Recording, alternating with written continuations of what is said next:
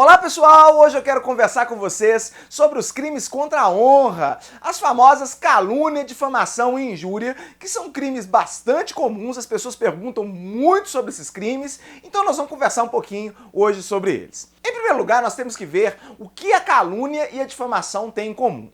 Os dois crimes são crimes contra a honra objetiva do agente, isto é, contra a reputação que ele tem perante a sociedade, perante os amigos, perante os familiares, perante os colegas de trabalho, em suma, a reputação que o agente tem na sociedade que ele vive. Tanto a calúnia quanto a difamação, elas vão atingir esse bem jurídico que é tutelado. Agora, elas vão atingir de formas diferentes. Por quê? Porque a calúnia, ela vai narrar um fato criminoso. Não é simplesmente você virar para o sujeito e falar, você é um bandido, você é um ladrão, mas é a narração do fato criminoso. Então, por exemplo, o sujeito tem a foto dele exposta na internet, com o nome dele, às vezes com dados pessoais, dizendo que ele praticou um determinado crime. Não simplesmente falando, esse indivíduo é um ladrão ou esse indivíduo é um estuprador, mas, por exemplo, falando que ele constrangeu uma determinada mulher numa noite, numa balada, a fazer sexo com ele mediante o uso de força ou mediante uma grave ameaça. A pessoa que posta uma coisa dessa numa rede social, no Facebook, ou seja lá onde for, o que ela está praticando é um crime de calúnia. Porque se de fato esse indivíduo praticou os fatos que ela está narrando, isso tem que ser levado à polícia, isso tem que ser levado às autoridades competentes para que se apure os fatos e veja se de fato ele é culpado ou inocente. Quando uma pessoa divulga um fato como esse, sem ela ter condições de provar isso, o que ela está fazendo é praticando uma calúnia. Então vejam, não é simplesmente a calúnia você xingar alguém, você dizer você é ladrão, você é estuprador, você é um homicida, não é isso, né? A calúnia, ela descreve o fato. Eu vi o sujeito furtando um livro na biblioteca no dia tal, nas seguintes circunstâncias. Quer dizer, é essa descrição do fato criminoso que faz com que se torne uma calúnia. A difamação, por outro lado, ela é muito próxima, mas ela se diferencia da calúnia porque você narra um fato, que é um fato desonroso à reputação daquela pessoa, só que esse fato desonroso não caracteriza crime. Então, por exemplo, alguém coloca no Facebook ou em outra rede social um fato dizendo que alguém foi visto entrando no motel com uma mulher que não era sua esposa. Ou seja, a narração de um adultério, que não é crime, o adultério já deixou de ser crime no nosso ordenamento jurídico há algum tempo, mas que é um fato desonroso à reputação daquele indivíduo. Principalmente se nós pensarmos que ele vive numa sociedade monogâmica e há uma pressuposição de que os casamentos são monogâmicos. Então aquele indivíduo, numa situação como essa, poderá ter a sua imagem perante a sociedade colocada em xeque, a sua reputação colocada em xeque. Vejam que não é simplesmente o fato de alguém chamar o outro de adúltero, mas narrar a circunstância na qual teria ocorrido o adultério. Então não é simplesmente você falar assim, você está traindo a sua mulher, você tem que descrever a situação, né? Eu vi fulano de tal entrando num motel ou beijando uma moça numa balada que não era a sua esposa. Essa circunstância, essa narração, ela constitui a difamação. Bom, e aqui existe uma diferença importante entre a calúnia e a difamação. Porque na calúnia, como se trata de um crime, existe a previsão do negócio chamado exceção da verdade.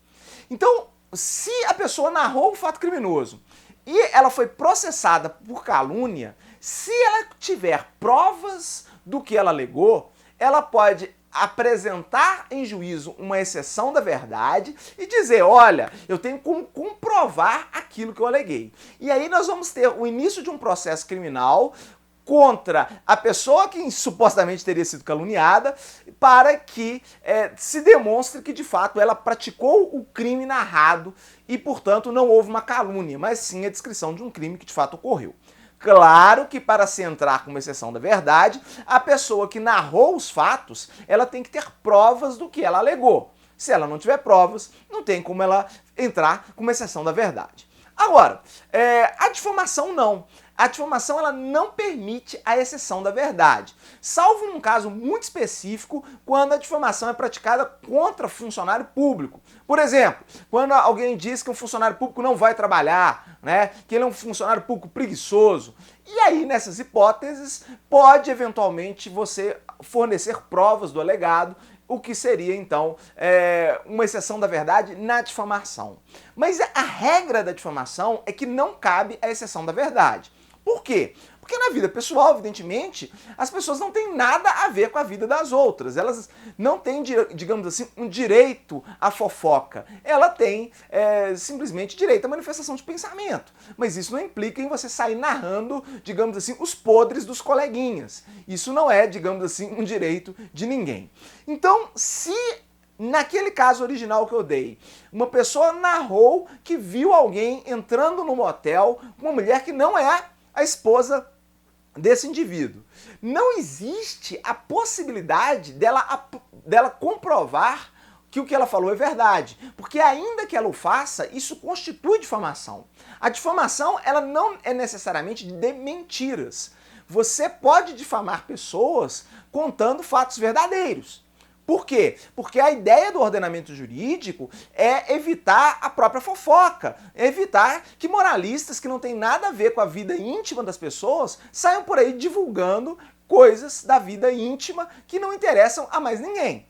Então, se um jornal, uma revista publica uma informação como essa, ainda que seja verdade, que uma eventual celebridade esteja traindo a esposa, isso vai caracterizar uma difamação. Por quê? Porque nenhum jornal ou revista tem nada a ver com a vida dessa pessoa, dessa celebridade, a vida pessoal dela.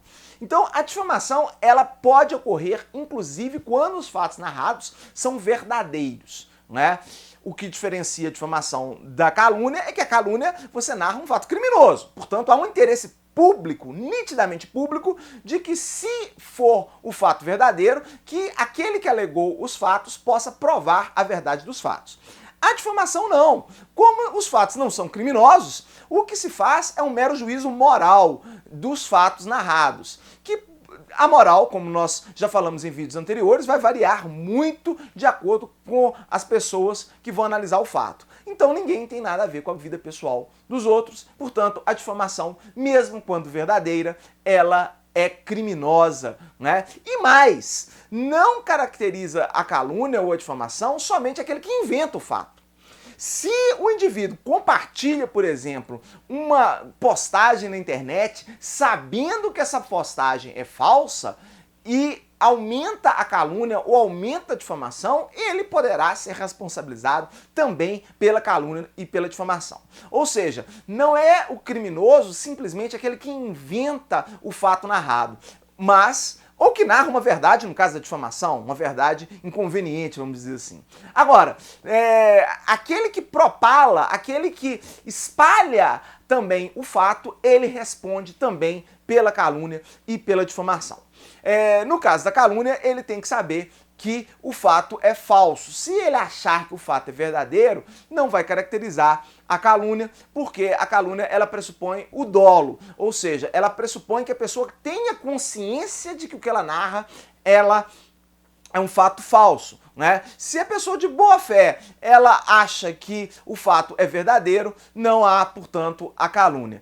Porque não existe a calúnia culposa, aquela calúnia por imprudência, por negligência ou por imperícia do agente. Finalmente precisamos falar da injúria, que é o último dos crimes contra a honra. É um crime um pouco diferente da calúnia e da difamação, porque ele afeta não a honra objetiva, ou seja, não a reputação do agente perante a sociedade, mas a honra subjetiva, que é aquele sentimento que o indivíduo tem de respeito perante a sociedade. É um sentimento pessoal, né? Então, quando a pessoa é injuriada, a questão que se faz é em relação a um sentimento pessoal e não como as demais pessoas vão vê-la diante da sociedade. Então, a injúria, ela é basicamente, em termos bastante gerais, o xingamento, a ofensa dirigida diretamente a outra pessoa.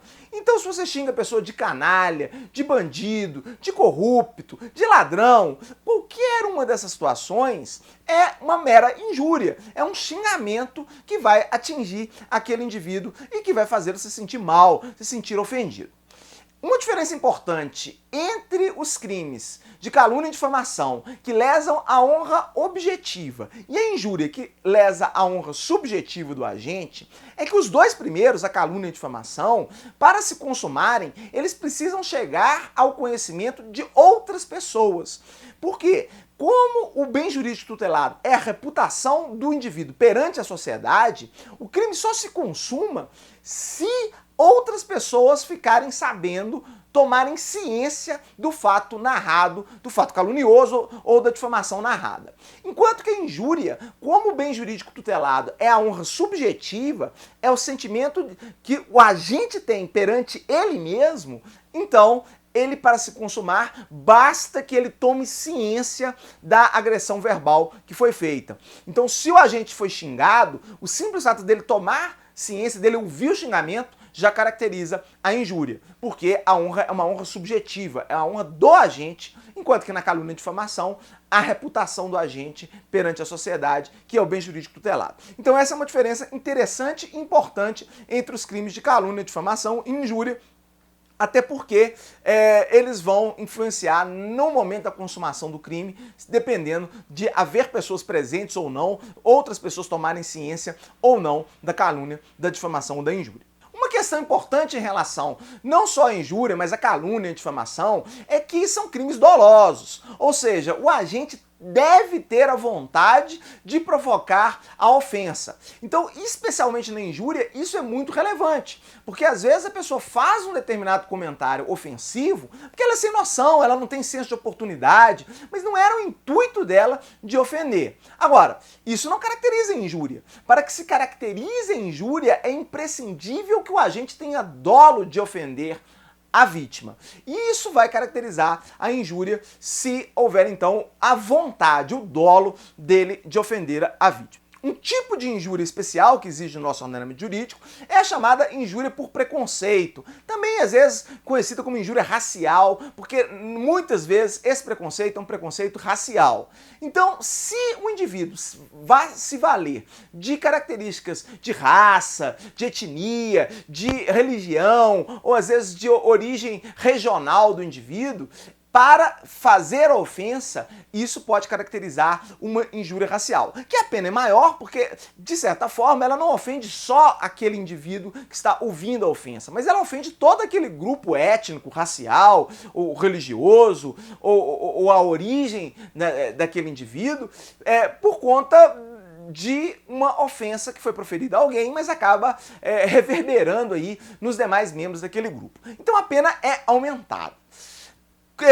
Uma característica curiosa, talvez infeliz aí, que o nosso legislador não traz ainda a previsão da injúria homofóbica. Então, se o sujeito utilizar-se da orientação sexual de alguém para ofendê-lo, isso ainda hoje não é uma injúria preconceituosa, uma injúria qualificada. É uma injúria comum, evidentemente, ele pode ser punido na pena comum, mas ele não terá a pena aumentada em virtude da homofobia. O que existe a previsão do aumento se for uma injúria por questões de raça, por questão de etnia, por questão mesmo de religião. Tá? Em todas essas hipóteses, especialmente nessa hipótese da religião aí, é bom que fique claro que você tem que ofender o indivíduo, né? E não simplesmente você discutir eventualmente as ideias religiosas deles. Até porque vocês vão ver que existe também uma situação, uma previsão legal para que a crítica artística, a crítica literária e a crítica científica, elas não possam ser punidas como injúria. Então, se alguém faz uma crítica científica a uma determinada religião, o que ela está fazendo não é ofendendo o indivíduo que é religioso, mas ela está apontando os erros que porventura podem existir, as incoerências que porventura possam existir numa determinada crença religiosa. Isso não caracteriza injúria. A injúria é você xingar alguém, você menosprezar alguém porque ele segue uma determinada religião. Você contestar os credos de uma determinada religião, você contestar os fundamentos de uma religião, seja por bases científicas ou qualquer que seja, não caracteriza injúria, porque existe uma causa de exclusão da injúria, que é justamente aquela que permite a livre crítica literária, artística e científica. Isso vale não só, evidentemente, para a questão religiosa, mas vale também para obras de arte, textos, por exemplo, que são escritos na internet. Você pode perfeitamente criticar livremente qualquer texto, dizendo das péssimas qualidades que ele tem, de como ele é incoerente, de como é um texto frágil. Isso vale para um texto, vale para um vídeo no YouTube. Vocês podem criticar livremente esse vídeo, falar que vocês consideraram o vídeo uma porcaria. Agora, o que vocês não podem fazer é atingir o autor. Vocês não podem dirigir as suas ofensas para o autor, falar que aquele autor é um imbecil, um idiota, um ignorante, porque nesse caso você deixou a crítica da obra de lado e passou ao indivíduo. É a própria ideia do argumento ad hominem, que nós já falamos aí em vídeos anteriores. Na verdade, as críticas elas têm que ser dirigidas ao discurso e jamais à pessoa. Daí porque nós não temos injúria de crítica literária, de crítica artística, e muito menos de crítica científica. Isso tem que ser amparado pela liberdade de manifestação de pensamento. Todas as pessoas têm direito a emitir opiniões que discordando ou não gostando de uma determinada obra. Agora, quando essa opinião é voltada para o indivíduo, que ela é voltada para atingir e ofender o indivíduo, aí sim nós temos a caracterização de uma injúria, o que não deve ser tolerado por ordenamento jurídico. Afinal de contas, as pessoas devem criticar as ideias e não os indivíduos. Isso então, em relação à injúria, é determinante e vocês precisam entender isso com clareza. Além dessa crítica literária, artística e científica, também estão amparados por uma excludente aí, a hipótese em que o agente vai fazer a injúria em juízo. Às vezes, na discussão da causa, você muitas vezes vai ter os ânimos exaltados, e aí o promotor ofende o advogado ofende o promotor, numa situação que às vezes é muito mais o ânimo exaltado do momento do que propriamente uma intenção real de ofender. Então, nessas hipóteses também estão amparadas, não há a hipótese da injúria. Finalmente, é bom a gente comentar que os parlamentares, eles têm imunidade constitucional por suas opiniões, palavras e votos. Isso quer dizer que um deputado, quando ele, na votação do impeachment, por exemplo, muitos de vocês assistiram e viram lá alguns deputados apontando o dedo para o presidente da Câmara e xingando de canalha, de bandido e outros xingamentos claros e ofensivos que, em princípio, caracterizariam uma injúria clara e nítida ali. A grande questão é que os parlamentares têm imunidade parlamentar por suas palavras, por suas opiniões, por seus votos. Então, eles podem fazer a baixaria que eles bem entenderem em relação uns aos outros no exercício do mandato, porque aí eles estão amparados pela imunidade constitucional. A ideia é de que na discussão das leis, na discussão própria do parlamento, os ânimos vão se exaltar mesmo e as pessoas vão acabar se xingando e passando dos limites. O problema do nosso parlamento é que às vezes as pessoas passam do limite, às vezes demais. Extrapolam qualquer limite da boa educação, da cortesia, numa discussão de ideias e passa para um mero xingamento pessoal, pura e simplesmente. É um problema, às vezes a gente até entende isso, porque os ânimos ficam exaltados, mas não é bom para uma democracia que as discussões sejam no nível da baixaria, no nível do xingamento, no nível do ad hominem. A imunidade parlamentar, se por um lado ela permite a mais absoluta e livre manifestação de pensamento dos parlamentares no Congresso Nacional, por outro lado ela acaba favorecendo de certa forma as baixarias, os argumentos ad hominem e o xingamento puro e simples, em vez de uma discussão de ideias pautada em fatos e não em xingamentos. Uma pena, mas infelizmente nós temos presenciado isso com uma certa frequência. Quem acompanha aí os debates no parlamento brasileiro sabe que isso tem sido uma regra e não exceção. Então não é propriamente um uso da imunidade parlamentar, mas é um verdadeiro abuso. Mas a Constituição permite, porque ela entende que a livre manifestação de pensamento dos parlamentares, ela deve ser absoluta, no sentido de que eles devem ficar bem à vontade para xingar uns aos outros. Bom, era isso, espero que vocês tenham gostado do vídeo, foi só para dar uma noção geral, bem geral aí, da calúnia, da difamação e da injúria. E se gostaram do vídeo, compartilhem com seus amigos, inscrevam-se no canal e divulguem o nosso canal aí, ajudem o nosso canal a crescer. A participação de vocês é muito importante para que o canal se expanda, para que o canal seja cada vez mais assistido e que a gente possa cada vez mais trazer novos vídeos aí para vocês. Muito obrigado a todos que estão ajudando na divulgação do canal, um grande abraço e até a próxima!